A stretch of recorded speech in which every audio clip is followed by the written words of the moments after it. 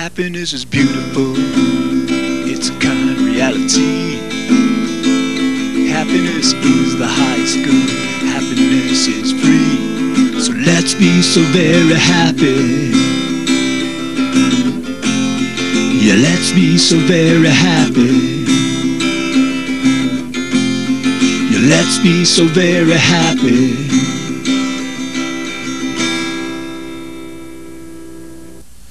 Welcome to the Happiness Show. I'm Lionel Ketching, and I'm here with George Ortega, and we're here to talk about happiness because happiness is, always has been, and always will be the point of it all.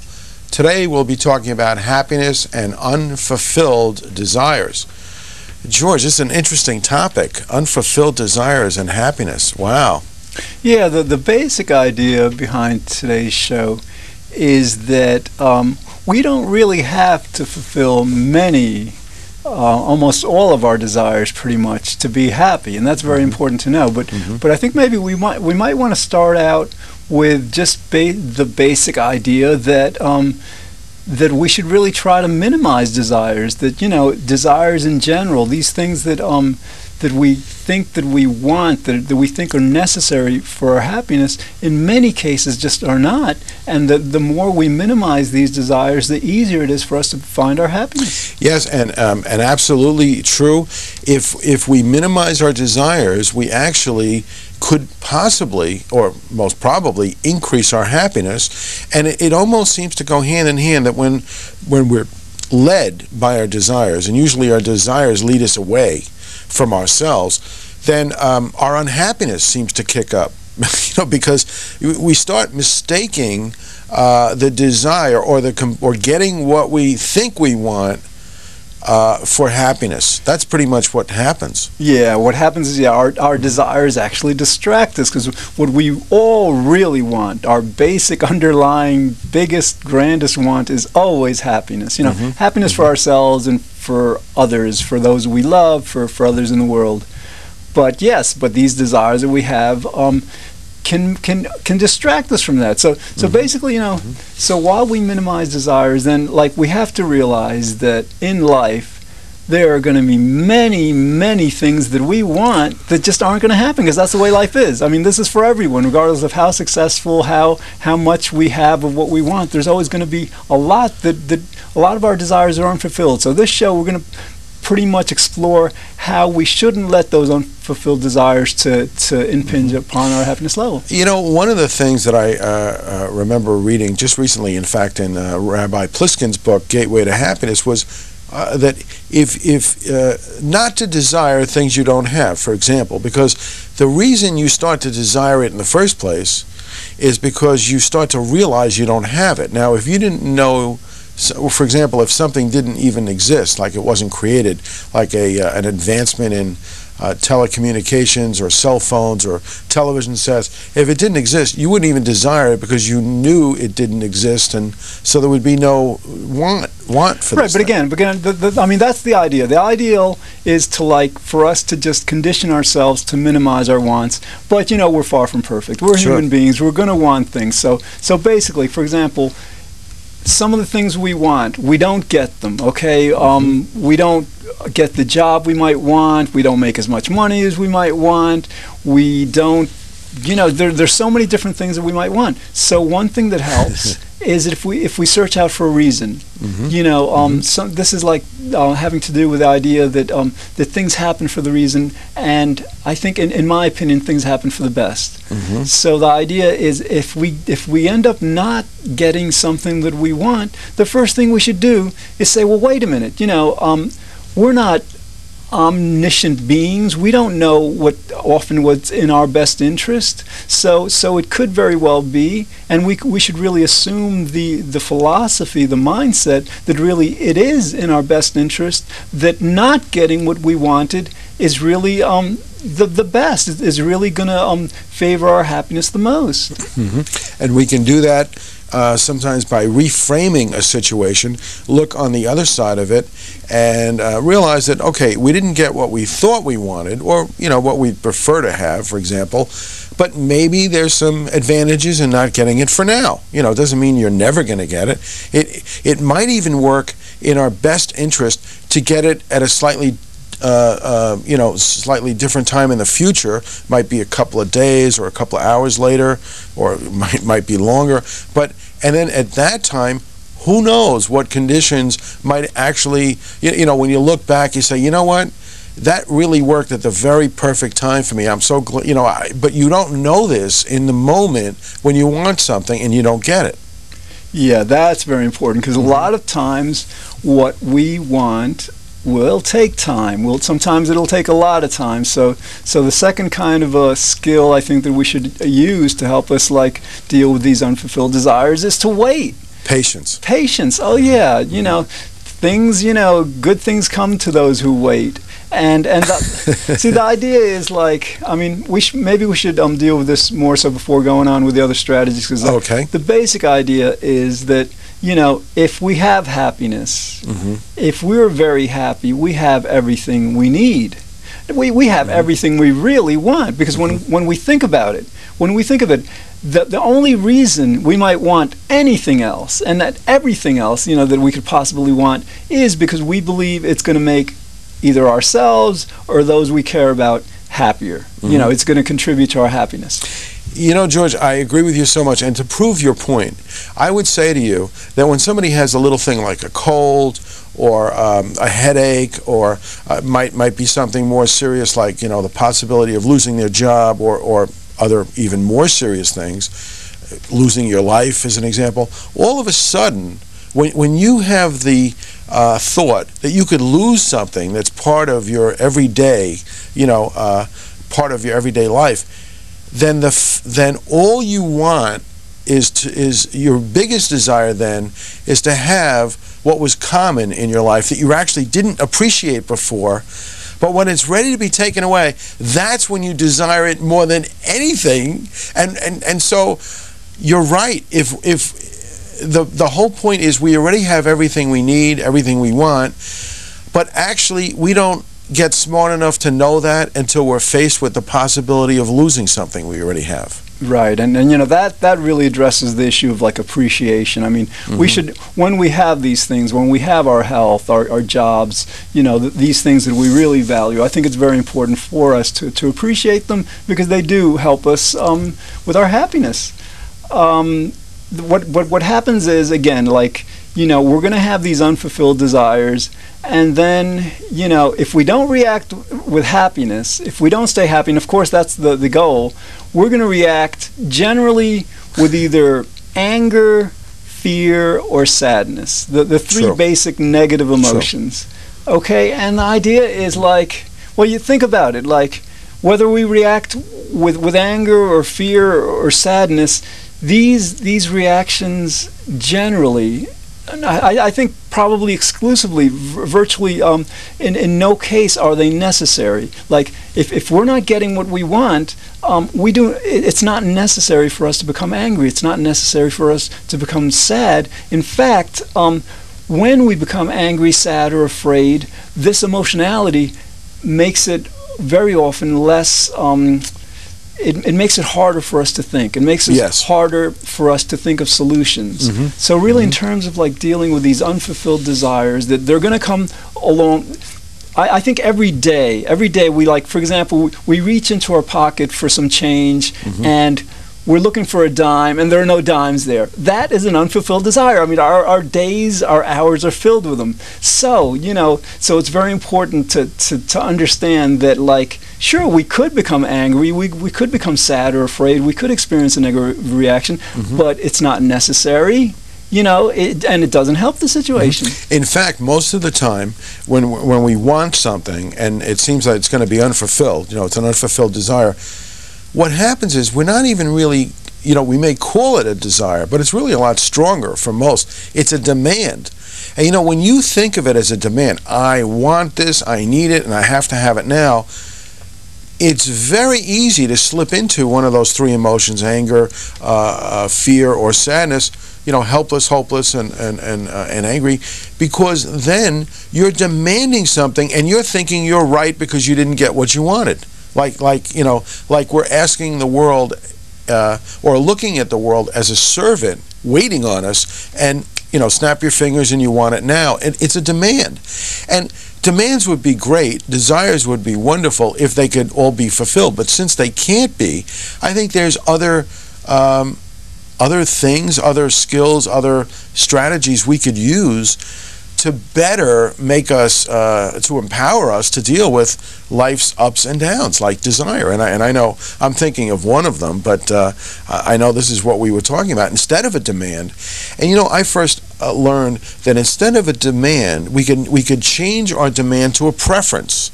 And the person I learned that from was Ken Keyes, who wrote a book called well, he wrote many books. He's passed away in the 90s. I had him on my radio show years ago, but he wrote a book, Stairway to Higher Consciousness. And he showed me that making a demand actually can make you unhappy, because he was a genius in happiness. And what he found was if you change your demand or upgrade them to a preference, then the wonderful thing about a preference is that if you get what you want, wonderful. And if you don't get what you want, guess what? Wonderful. Oh, yeah. Because, like, a preference is more open-ended. Yes. Preference kind of pretty much implies that I think this is, like, the best for my situation, for whatever it is that I want. But it's not like a conclusion, you know. Exactly. And right. See, the problem with demands, as you were saying, is that they also imply that we have a kind of knowledge that we don't. Right. Because again, we're not omniscient. We just don't know what's going to be in our best interest. We can't possibly know. Right. In all cases, really. Right. So yeah, when we demand it, when we demand that we get our desires, it's really also a matter of willfulness. I think behind our desires is like, we don't get what we want, and it's kind of like, a lot of times it's not about even like the actual, thing that we want that we're not getting. A lot of times it's the fact that we're not getting what we want. It's like, this must carry, when you think of like the roots of this might maybe relate to when we were infants. Sure. When we wanted something, it's like we needed it, it's like life or death, we need to be fed, we need to be changed, exactly. But we carry this mentality out throughout our lives as adults. And again, so this demandingness has a lot to do with willfulness, and it's just not necessary. It's just not necessary that we get our way for us to be very, very happy. Yeah, and carrying that thought just one more step about the demand when we were young, we need it. We need our diaper change. We need to get fed. We have this need as a survival feeling. And when we're young, we need someone else to do it for us. And that's why I think as we grow older, this demand, if we use that demand strategy, we think we need it. We think it's based on our survival, something we think we need, but actually it's something we want, yet we're demanding it as if we needed it. And we're not demanding it of ourselves so much, in some cases maybe, but more so we're demanding it of someone else or of life. And that's where the trouble starts. Yeah, and let's apply this to some major issues that we're facing in our world today. The war with Iraq, wars in general, poverty. I think about half of the population of the world lives on less than $2 a day. I mean, we've got great problems in the world. We've got this tsunami that just hit Indonesia. We've got many, it's a very, very imperfect world. And a lot of times we want for our world to be better. We want less crime. We want better health. We want more harmony. And the thing is that, we're working toward those ends, But, for us to kind of like have these desires diminish our happiness makes the situation much worse. Okay, it's bad enough that we've got wars and poverty and all these problems in the world. It only makes things worse if we decide to relinquish our happiness as as if this is going to help, as if becoming less happy is going to help make the world better. Exactly. That's not the way the world works. Right. And if people want to follow along with what you're saying even more, I would suggest I use the word control. When we relinquish our control, we're losing our happiness. And I think that's what we're doing. We're Happiness is a matter of control. And in fact, in a future talk, we're going to be talking about control and happiness as a skill. So happiness is very much an issue of control, and we lose control. We give it away. We lose our power. And I think that's the problem with a demand. If you really look at a demand, if you know you may not get what you want, you're setting yourself up for failure. Why would you do that? Exactly. And that demand, talking about control, that demand then becomes the controlling factor. It's not what you want, it's what that part of you wants, So certainly it's not good to have us be controlled by these parts, because as human beings, we have our good sides, or have our not so good sides. Yep. We have our sides that we prefer to have and that we prefer not to have. But certainly it doesn't make much sense to really be controlled by those parts of us that are with us, but we'd rather they be minimized. Exactly. And I think, again, it may be worth repeating. I found that when I changed my demands to preferences, life was so much better. I started realizing that my happiness was not going to be based on whether I got what I preferred or I didn't get what I preferred. I remained happy regardless of whether I got it or didn't. But the preference made me realize once and for all that the whole world wasn't going to end if I didn't get what I demanded. And then that's what made me realize, hey, I could hurt myself a lot less by having preferences than by making demands. Okay. All right, now let's talk about how, we're not getting these things we want, how happiness can actually be a very potent tool to help us eventually get them. For example, research demonstrates the happier we become, the more money we make. Mm-hmm. If we're not getting as much money as we want, if we become happier, we're more likely to make more money. Mm-hmm. This is something that just the Time article came out with recently. It's research published in 2003. If we want to become married, if we want to get married, and that's an unfulfilled desire, a very good way to get married is to become much happier, because happiness is an energy. Happiness is something that's very related to other people. It's kind of like an emotion that's contagious that we give and we take.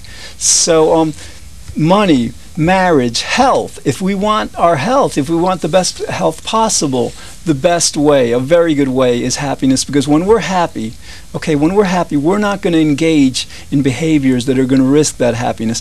We're not going to need to. These kinds of things that we think we desire, overconsumption of alcohol, cigarettes, food, whatever it is. Yeah. If we're happy, it's like we minimize these desires because we already have what we want, so we don't need to seek it in food or other things. George, it just occurred to me that what you're saying, we don't seek it in other things if we're happy, and happiness allows us to enjoy what we have so much more. That's why we don't have to seek as much. It's almost like, we could say there are unfulfilled desires, but you know something? There is also unfulfilled enjoyment of what we have. That's why I go back to what I said earlier. When you lose it, we know what the cost of everything, what the price of things are, but we don't know what the worth of our life is any longer. We don't know what we've got while we have it. That's why we're so afraid to die, because we're not truly living. We're living trying to get or obtain something, and we're not really living from the inside out, enjoying what it is we've got. Myself, our company, thoughts, friendliness, sharing, giving, good health, a cold, whatever I've got, it's mine, and I enjoy what I've got, and I make the best of it. And I think that could also help us realize that we're people that demand things, in a sense. We desire things. We have preferences. But we could turn that within and start to realize that we also have a desire to appreciate what we have. But we think by getting something on the outside that will finally get us where we wanted to be, but truly, like you said from the beginning, we're already where we want to be if we could just look at ourselves in the mirror and say, hey, wait a minute, what I've got is what I've got. Let me enjoy what I've got. And as you're pointing out, if you could really enjoy what you've got, you're only going to increase it. Oh, yeah. Right? Right. And again, these unfulfilled desires are inevitable. They're daily, they're hourly, they're almost moment by moment. So to reason it out, you reason it out logically. The only sane response to not getting what you want is happiness, because the only reason we want anything is for our happiness. And when I say the happiness of others, we also have to understand that that's what makes us happy also. Sure. It's happiness of other people. We want that because it makes us happy, of course. Sure. So, when we simplify it, when we recognize that the reason we want whatever we want that we're not getting is because we think it's going to make us happier. And again, we have to remember that it may not, but that's our expectation. We can bypass that whole desire. We could say, wait a minute, if getting this desire that I'm not getting is only going to lead me to this thing that I can get, this happiness that I can get directly, what's the sense in feeling negative or responding in a negative way to not getting it, when all I have to do is decide to maintain my happiness and I already have what the desire is intended to get? Absolutely. Now, here's another thought. If demanding things could be beneficial for people. People who do demand things have gotten a lot of what they've demanded. Let's face it. All right. But you know what? They're not any happier by demanding it and living that way than we are. And the truth is, we're happy, and I'm not saying they're not, but if they really look at their life, all that energy they put into demanding things hasn't worked. I think that's a key point here. So if you could reduce your demand to a preference, you could maintain your happiness, and at least some of the time when you get what you prefer, it'll be great, but in the meantime, whether you get it or not, you have that balance and that well-being and that presence of mind and that saneness that you're talking about. Wonderful thing. Oh, yeah. And, going back to the idea, like our world, there are so many things about our world that are not perfect, that are not good. And some of us may say, well, wait a minute, if we just respond with happiness, isn't that callous? Isn't that indifferent? No, right. No. I mean, and this is according to the research group. What happens is, sure, the psychologists say, isn't that denial? Sure. Right. No, but all right. To explain it, the reasoning is that as we become happier, we become better people, and the reason for that is that when we have happiness, when we're very happy, we have everything that we want. We don't have needs, right? And a person without needs will be much more willing to give of themselves, to help the world, to stop wars, to stop poverty, to stop all these problems. A person who is happier is more active, is more compassionate, is more involved in the world, because they're interacting with the world from a position of not wanting, from a position of not needing. So to those people who say that becoming happier might be callousness or indifference, it's the exact opposite. Becoming happier is a fuel for helping make the world much better.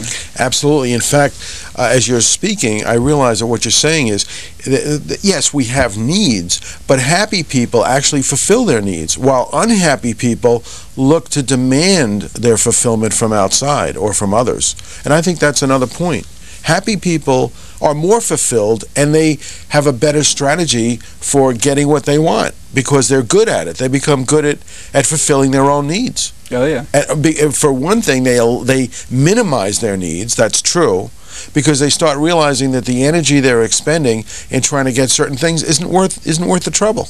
Right. Because in many cases, like for example, the science shows if we get more money, even if we get it, it's not going to make us happier. If we get more education, even if we get it, it's not going to make us happier. Right. All these things that we think are going to make us happier. So yeah.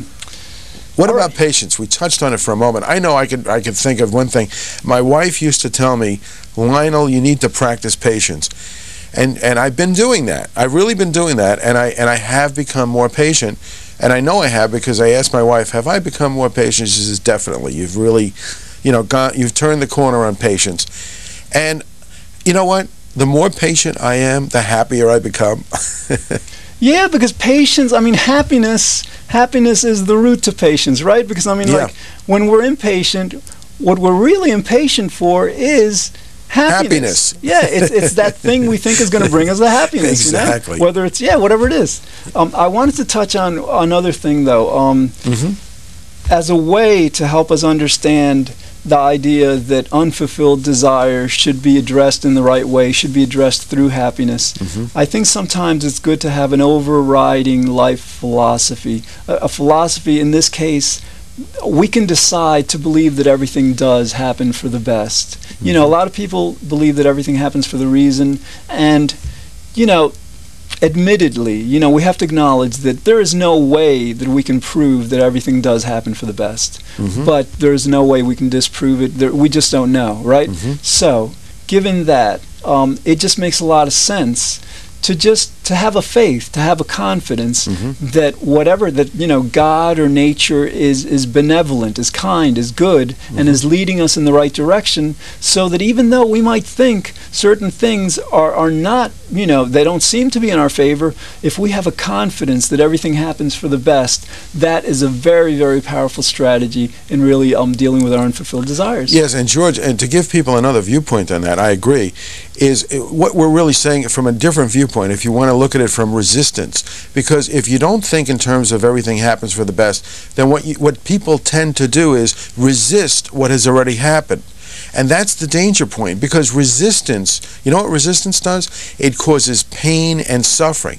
Now, a lot of people say, hey, is there pain in the world? Yes, but self-imposed pain, that's what resistance is. And most of the time, we're resisting something that's already happened, so it doesn't even make any sense.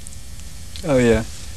Again, we just have a little time left. You know, unfulfilled desires, that's life. that is life. I mean, we learn that from the first moment of life. You know, we get hungry, we've got to wait to be fed and all. And, you know, we're not going to change that part of life, or at least not anytime soon. So really, it makes a lot of sense to understand that we don't need to have virtually all of our desires fulfilled to be very, very happy. Yeah, that's great. So let's realize that we all have desires, we all have things we want. Let's change our demands for it to preferences, and I think not only will you be better off, but everybody around you will be better off too, and that'll be a wonderful thing. Well, that's about all the time we have for today. Thanks very much for watching. In the future, we'll explore other topics designed to help us better enjoy life, be good, think well, feel very happy, and I hope you'll join us again next week on The Happiness Show. Have a good week. Bye-bye. Happiness is powerful. It's our underlying need. Happiness is why we live each day. Happiness is destiny. So let's be so very happy. Yeah, let's be so very happy. Yeah, let's be so very happy.